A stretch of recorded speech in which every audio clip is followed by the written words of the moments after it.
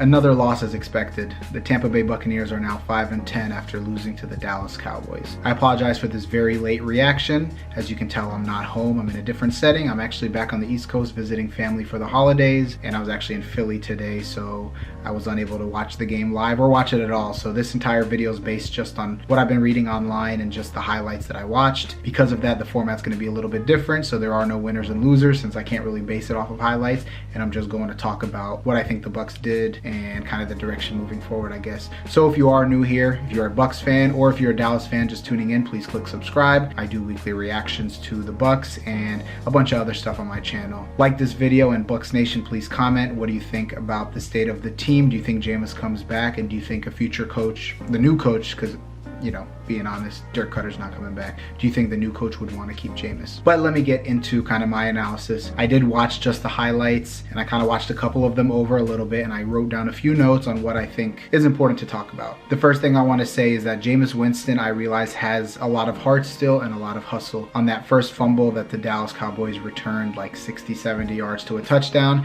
I was watching the replay multiple times, and I noticed Jameis was the only one running hard until the end. I know generally when a player's about to score, usually the opponents, they'll run with them, and when they realize they can't catch them, they slow down. But Jameis was running hard, and even though he probably wasn't going to get him, you could tell he was literally running as hard as he can to try to at least maybe miraculously push the ball out and cause a fumble.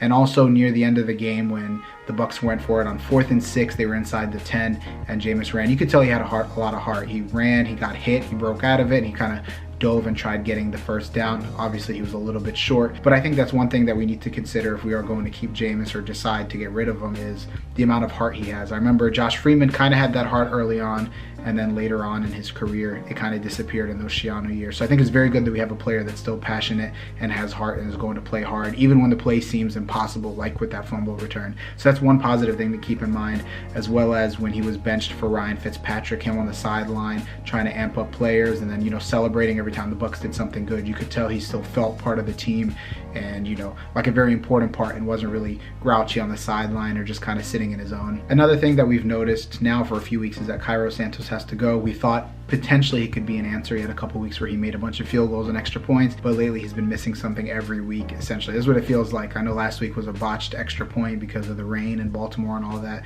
but Cairo Santos has to go. We're back at square one, having to find another kicker. I've mentioned before maybe finding a soccer player internationally. We bring him in and see if he can kick footballs, and if so, can he aim the right direction? I mean, I don't know how hard kicking a football can be. I know maybe some adjustment from soccer, but with an off season to, you know, train and everything like that, I don't know anything about college kickers that are going to be good. And honestly, after Robert Aguayo's entire, you know, debacle, I don't trust us drafting another kicker, and it seems signing kickers isn't a good thing. So maybe we need to like develop our own. I don't know, but that's something that we really need to do, because so many games we miss out on points because of that.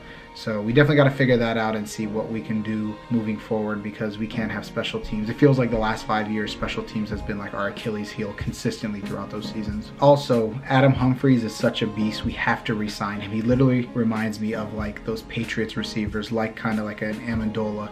The guy's very reliable. He literally catches everything. If we're going to keep Jameis, we have to keep Adam Humphries, because outside of Mike Evans, I think Adam Humphries probably has the best chemistry with Jameis. He's a security blanket. He catches everything.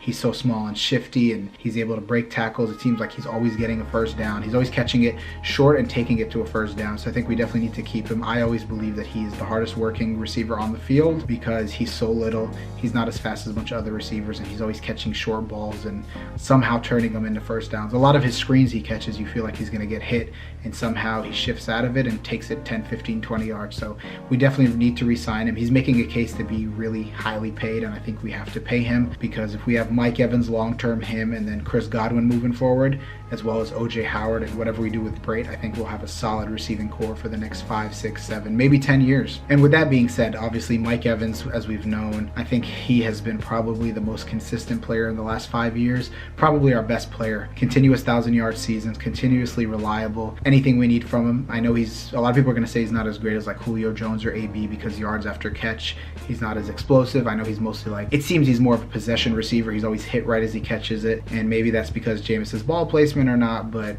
Mike Evans, he's very reliable. All his yards, he gets hit every time he catches the ball, which tells you how great of a receiver he is. Like Julio and Antonio Brown. They catch a lot of balls, but they also have a lot of yards after catch, so their numbers are like kind of inflated. But Evans literally catches, goes down, catches, goes down. So the fact that he can stay like in the top 5 in receiving yards just based on that is literally ridiculous. Has amazing hand skills, amazing foot skills, his sideline work. So I'm just really grateful that we have him in Tampa. And the last point I wanted to make is Brent Grimes. I think his time with us is done. I've been a big Brent Grimes fan his entire career. I hated him in Atlanta when we used to play him, and he used to always kill us. And I think his run with us was pretty good overall. I think in 2016 he led the league with 24 passes defense, and he was a great player for us. Last year was kind of a little bit tough because of injuries and things like that, but I think he was pretty solid. And this year, I would say, at least in the last few weeks, he hasn't been a liability, but I don't think he's been our best player as well. And I think you could tell now that age, maybe injuries, but mostly age has probably caught up to him, and he is probably, at least he's done in Tampa. He might get another contract somewhere else, a year or two, but I think for us in Tampa, he's done. So this is more of like a thank you to Brent Grimes for being there. I've always been a fan for him to overcome his size. I think he gets overlooked a lot in the league because of his size, and he doesn't play on like super great teams. I think he's one of the better corners in the last 5-10 years. So definitely much respect to him being in Tampa, and thankful that we had a chance to have him and have a couple good years out of him. Overall, I think this season was a big waste. We had a lot of potential early on, and I think I don't think we're that far off. I think if we get the right coach, kind of like I always say the Rams, if we have a coach that can maximize talent, I think the defense has a lot of talent, and these last few weeks have shown us that the rookies and backups can play really well. So I think adding a couple pieces, maybe in the D-line, Carl Nassib and JPP have been great. Maybe adding another tackle or another end that we can kind of substitute in and out, since Noah Spence has been literally invincible this entire season. Not invincible, he's been literally invisible this entire season. I think getting maybe another defensive end, another corner. I think we're pretty good at safety. And on offense, I don't know if we necessarily need to get a running back high. I don't think we need to, but I think we need to invest in our O-line. Our tight ends are great, whether we keep Braid or not. We have a good tight end in OJ Howard. A little worried about his injuries though. He's pretty solid when he is on the field. Receivers, Deshaun Jackson is gone. Chris Godwin is going to move into the second spot, and then Adam Humphries in the slot, so we need to re-sign him. And Justin Watson seems pretty good. I think when he gets chances, he seems okay, but I think he can continue to develop. And Bobo Wilson has been, for his size, has been pretty decent as well. He's a very talented guy. So I think we're set at that position. I think running back, we can get away with maybe signing a free agent or drafting someone late, but I think we need to focus on our O-line. Donovan Smith has been horrible the last 5-6 weeks, and I think he walked himself, or he played himself out of top dollar. I don't know necessarily out of a contract. If we get rid of him, it's who are we going to have better. I think outside of him on the left side, Ali Marpet is really good. Center, Jensen, he's been decent, but all those flags, I think we need another center, and the whole entire right side needs to be made. So maybe this draft we focus mostly on O-line, but I think with a new head coach, the offense will be able to generate more points. I don't care about yards, I care more about points, because points win games. So with the receivers and the talent we have on offense, even with Jameis back there, if a coach is willing to work with him, I think we do pretty well on offense with a coach like who is more creative and is able to try new things, and a good defensive coordinator or a defensive coach can really turn our defense around and push us into easily a wild card position and maybe a division winner. So hopefully we pick the right coach at this point. John Harbaugh, it was announced that he's going to be re-signed, so I don't know who's out there. I don't like Mike McCarthy. I think he benefited from a great Aaron Rodgers, and Mike Tomlin, it seems they lost to the Saints and they might be out of the playoffs. There's a lot of rumors that maybe potentially he'll get fired. The Steelers have never fired a head coach before, so if he does, that's an intriguing option, but I guess we'll see. But I don't want to keep this long because I didn't watch the game. So thank you very much again to everyone who's tuned in. Bucs Nation, like this video, comment, everybody watching. If you're not subscribed, please do, so I can continue doing these videos through next week, maybe through the playoffs with other teams. We'll see how the format I do with that, and into next season and beyond. Thank you very much, and as always, I will catch you all next time. Our offense tough, our defense rough. Go Bucs, go Bucs.